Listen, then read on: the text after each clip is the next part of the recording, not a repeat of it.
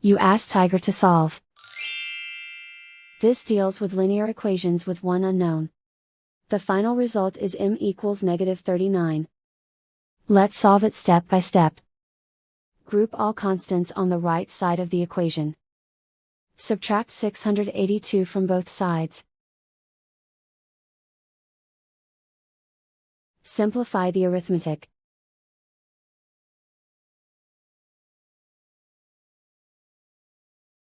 Isolate the m. Divide both sides by 11. Simplify the fraction. Find the greatest common factor of the numerator and denominator. Factor out and cancel the greatest common factor. And so the final result is m equals -39.